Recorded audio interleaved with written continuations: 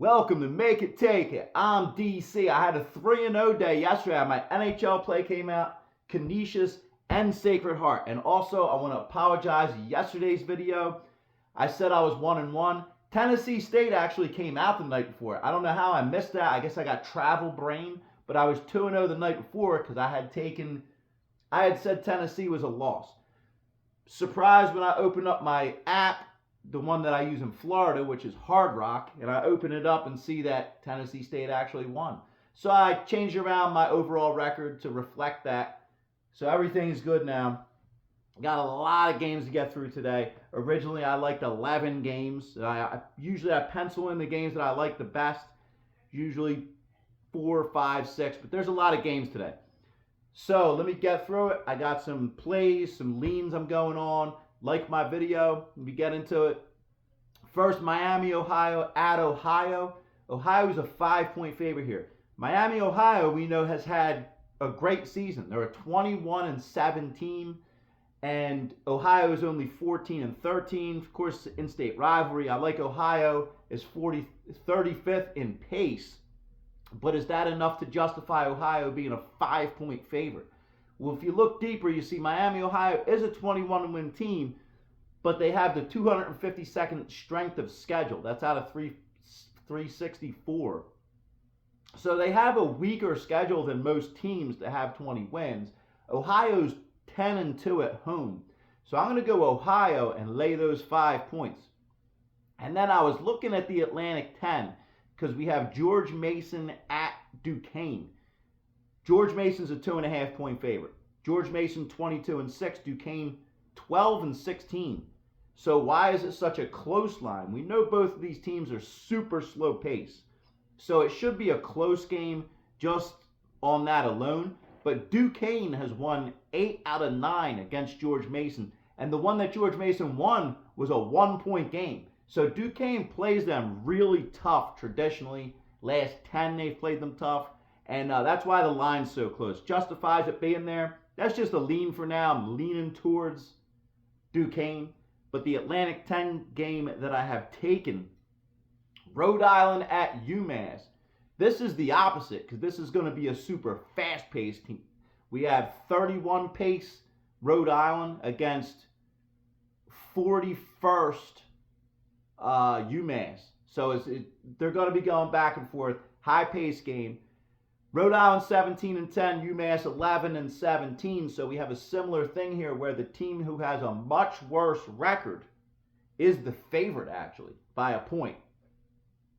Rhode Island's 1-7 on the road, and I believe that that's why. I'm taking UMass, but I'm taking them on the money line. Just get rid of that 1 point just in case there's a 1-point win for UMass. Going UMass.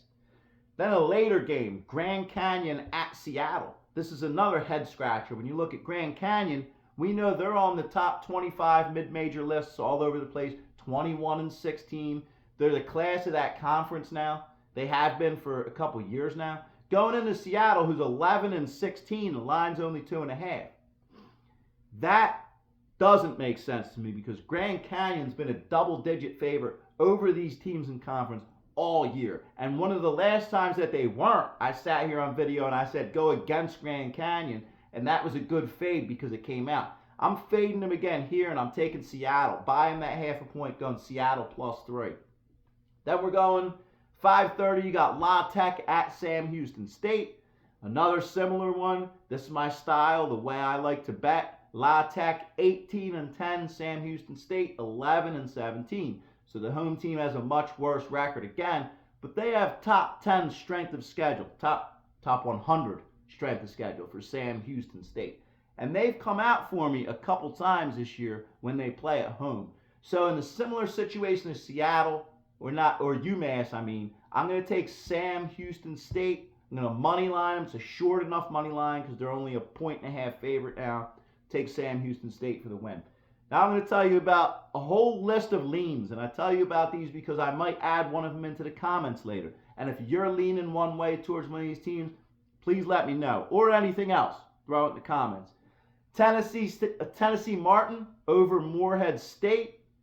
Florida International over Jacksonville State. Northern Kentucky over Youngstown. San Diego over Portland. This is one. San Diego's a 4-win team. And looking at them with a line like that with Portland, definitely leaning San Diego. And then the last game of the night, Gonzaga at San Francisco. We talk about this the last few times because Gonzaga's 54-4 all time against San Francisco. So you look at these teams, they're the top two. Well, you got St. Mary's too. It's tough top of the West Coast Conference, but Gonzaga's 22-8, San Francisco 23-7. They could actually pass them this year for the first time in I don't know how long. It's a 10-point line. Gonzaga's a 10-point road favorite over a 23-win San Francisco, but it's because they're 54-4 all time against them. 31 straight they've won against San Francisco. I mentioned this the last time they played earlier in the year. I might take a shot and just take San Francisco money line. They're plus 380, plus close to 400. They're going to end this streak eventually, and they're really good this year, even though Gonzaga already smoked them earlier. I'm thinking about doing that money line. So there are my 5-6 leans. Games I'm taking: Ohio, UMass, Seattle, Sam Houston State. Look out in the comments for anything that I'm going to add later, because I'm sure I will. There's a ton of games today. Thank you for watching. Good luck today.